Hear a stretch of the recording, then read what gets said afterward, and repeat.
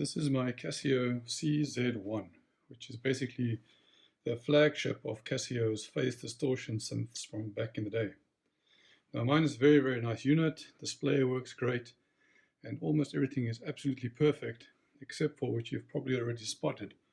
I only got mine with one of the two sliders over here. So there's the slider for volume and the slider for stereo chorus. It's exactly the same, and these are common for falling off and getting lost. So I thought maybe now it's time to use my 3D printer to try and solve this problem and design my own one of these knobs. You see, it's quite easily removable. It's got a little tang at the bottom. I won't be able to replicate that line so easily, but it should be fairly easy to create a replacement part that's going to go fit here into this. So I'm going to take this down to my laptop and let's start modeling out another one of these in Fusion 360.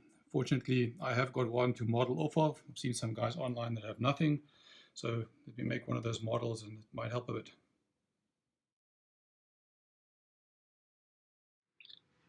Okay, here I am in Fusion 360.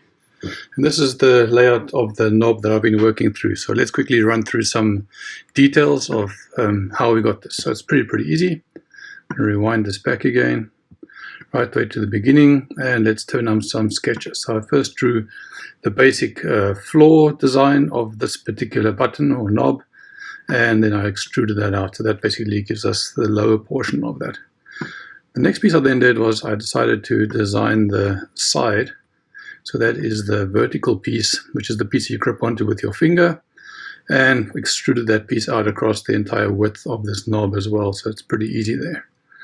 We then get to the bottom, and that's where it gets interesting, you see, because even though this button slides across the top, those actual volume pots are almost recessed. So it needs a little bit of a piece across the bottom. So I did another diagram here on the bottom, or another sketch, which looks like this. You can see over here, where it's just two centered rectangles, which are going to fit exactly around that volume pot itself. And let me go ahead and extrude that out the same distance as the original part. Right, so that's already the basic design, all with square corners. Looks pretty good. And now it's time to tidy some of that up. So let's see how we did that. So the first thing I did, let me go and rotate this back around again and start doing some fillets to the corners. Let's pull the slider forward.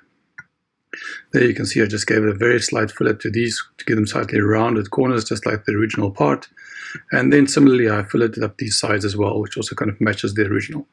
So that's looking pretty good.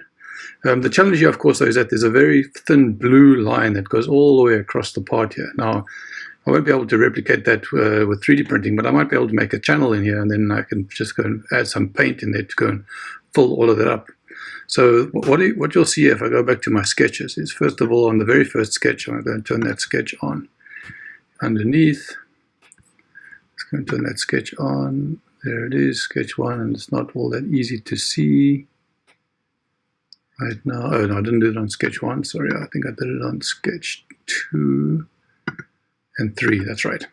So what I did on sketch 2 was that I added a small little rectangle at the top for this cutout, and on sketch 2 I added 2 rectangles to the bottom, which you can also then use to cut out this particular part. There's the one, there's the other. So what I then did next is I actually extruded those cutouts. So the first one over here is the vertical sides.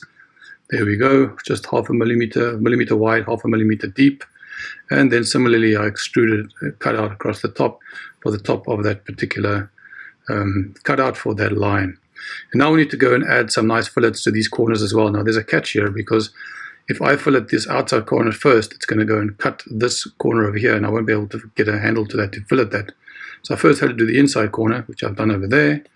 And there's that radius of about, I subtracted the 0.4 off of this edge. And then I did the outer fillet, which is 1.4 more, which gives us to this fairly final shape of the knob here. And then last but not least, I decided that these edges over here that I'm going to touch need just an ever so slight fillet, so that it's just not so sharp for your fingers. So I added a 0.4 millimeter fillet to that. We'll see if that can actually print with my 3D printer. Might be a little bit fine, but that gets me to this final shape that looks like this.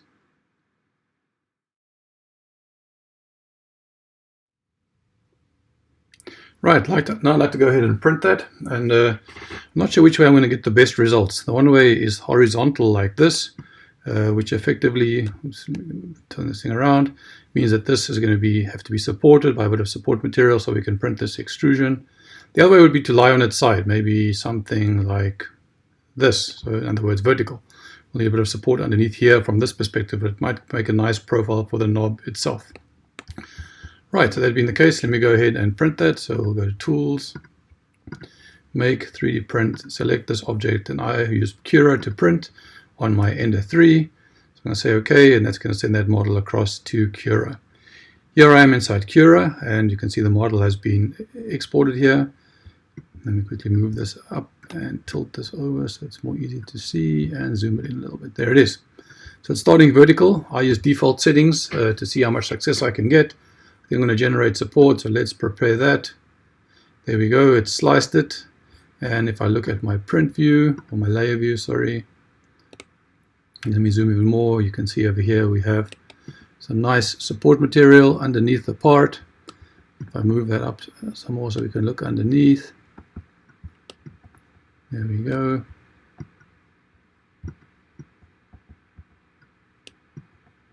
There we go, you can see over here, that's all the support material as well as some little bit here in the middle. But that looks great. So let me save that to file. So I'm going to go ahead and call that my knob in horizontal position V1.0. Great. And let me go and rotate that back down again. I also would like to go and change this to another orientation whilst I'm here. So let's go pick this, pick the object. Let's go and rotate that. And I think I'm going to rotate that onto its side. So I'm going to grab this red handle, go around this axis to 90 degrees, and lie the object here on its side. I think that looks good. That way we might get a very interesting print for the actual profile. We just need some supports over here. So if I say prepare, I'm going to slice it this way, and let's go and get the layer view. And then we can see that it's going to print all these layers upwards. And we're going to get a very interesting support over here as well as a little bit of support inside. Right, so let's save that to file as well. I'm going to go and call this my knob in vertical mode. Oops. There we go, and save that to file. Right, well now it's time to go off to the printer.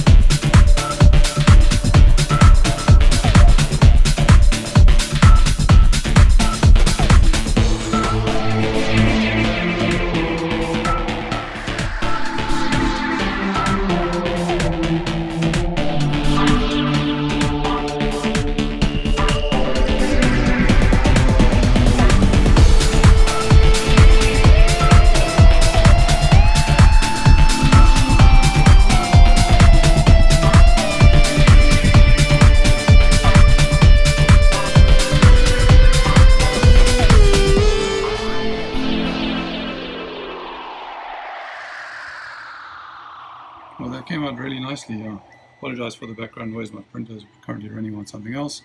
On the left is the one I printed horizontally. On the right is the one that I printed vertically.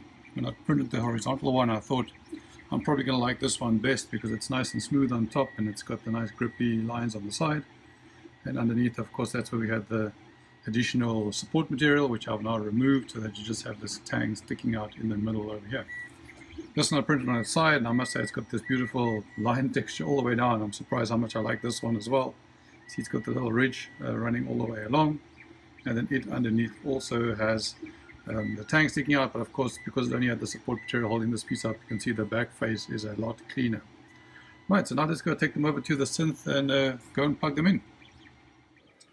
And there I've installed the knob here in the stereo chorus position. You can see I'm just going to leave this shiny black, but yeah, it was a nice tight fit and it works absolutely great. So I'm very happy with that.